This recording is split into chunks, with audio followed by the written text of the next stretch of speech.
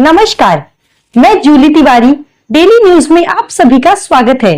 तो चलिए नजर डालते हैं आज के कुछ मुख्य समाचारों पर। हर घर जल योजना पर गुलाबराव पाटिल का बड़ा बयान। थाने और शाहपुर में दौरा, अधूरी योजनाओं पर होगी तेजी। महाराष्ट्र के जल आपूर्ति और स्वच्छता मंत्री गुलाबराव पाटिल ने कल मंत्रालय में थाने और शाहपुर जिलों की समीक्षा बैठक के बाद कड़ा ऐलान किया। मंत्री ने कहा कि जल आपूर्ति से जुड़ी योजनाओं की प्रगति का जायजा लेने और अधूरी योजनाओं को जल्द से जल्द पूरा करने के लिए वे खुद दौरा कर रहे हैं। गुलाबराव पाटिल ने इस दौरे का उद्देश्य स्पष्ट करते हुए कहा कि बंद पड़ी परियोजनाओं और उनकी अड़चनों को समझना उनकी प्राथमिकता है।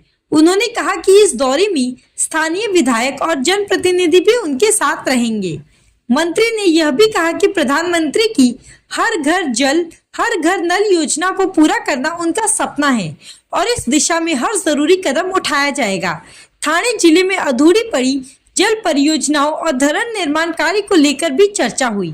मंत्री ने कहा कि उप मुख्यमंत्री एकनाथ शिंदे के सहयोग से धरण का काम जल्द से जल्द पूरा कराने की कोशिश की जा रही है। यह दौरा न सिर्फ योजनाओं को गति देने के लिए है, बल्कि जनता तक जल पहुंचाने के संकल्प को मजबूती देने के लिए एक बड़ा कदम है।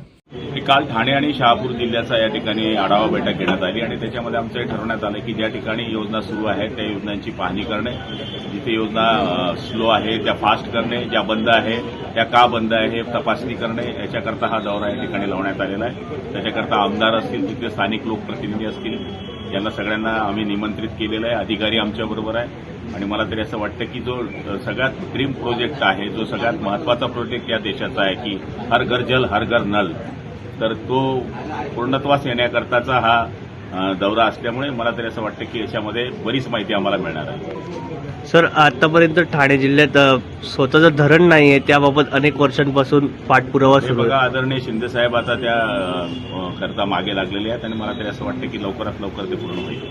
तो आज के लिए बस इतना ही। कल फिर मिलेंगे इसी समय इसी चैनल पर।